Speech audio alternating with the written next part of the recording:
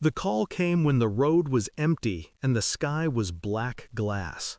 Her voice cracked through the speaker, fragile, trembling. "Mommy, it hurts so much. I feel like I'm dying." The wheels slipped in my hands. I forced my voice steady. "Where's your father?" A pause. Breathing. Then, "Dad's also in agony. He can't get out of bed." Something inside me shifted. Not fear, not yet. Something colder.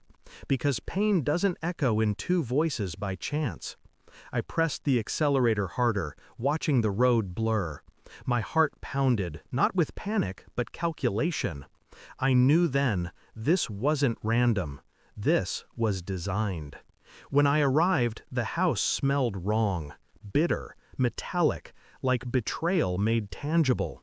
My daughter was curled near the stairs, clutching her stomach, skin pale and wet with sweat. Her small body trembled. My husband lay in the bedroom, gasping, lips bluish, the same poison twisting through him. Two bodies broken under the same roof, waiting for me to witness. I called the ambulance, my voice measured, almost detached.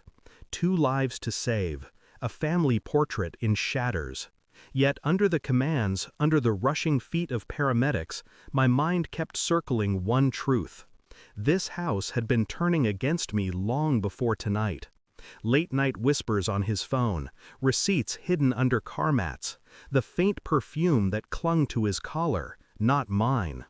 Now both he and my child lay poisoned, and for the first time, I saw the threads connect. Not random, not fate, a secret leaking poison into us all. I didn't scream, didn't collapse. While the doctors worked, I sat in the sterile hospital corridor, spine straight, hands folded. On the surface, a worried wife, a terrified mother. Inside, quiet fire. His phone was in my bag. I scrolled. Slowly. Precisely. Messages. Deleted and recovered. The name of a woman saved under Mark, electrician. Her words soft, indulgent. His replies desperate. She suspects. Not yet. Soon. And then, one message that made the blood in me still. "The girl isn't mine. Test her if you want proof. She'll never know. Not mine." The nausea rose like acid, but I forced it down. At dawn, I ordered a DNA kit. My hands didn't shake. I became the scientist of my own destruction. A strand of her hair, a toothbrush, evidence collected like crime scene fragments. Days passed. My husband recovered, feigning innocence, speaking of bad food, of bad luck. My daughter healed slower, her eyes searching me for comfort I could no longer give.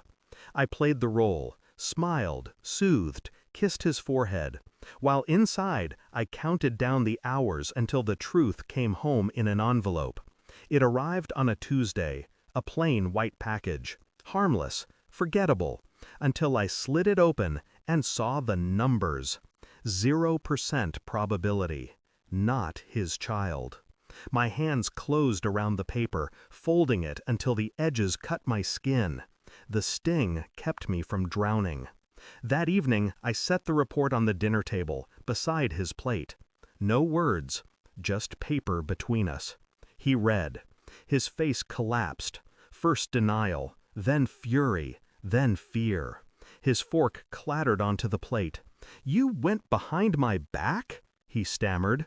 I looked at him, my voice even, cold.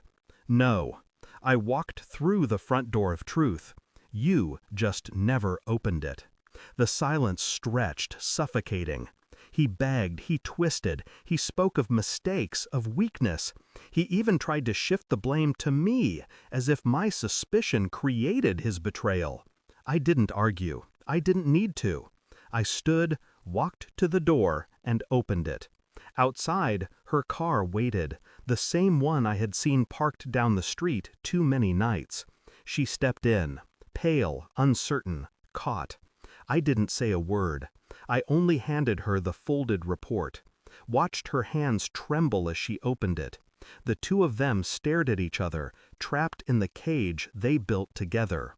And I, finally free, turned away. That night I slept alone, not because I was abandoned, because I chose solitude over lies. I listened to the silence of the house and felt something settle inside me. Clarity, sharper than grief, colder than rage.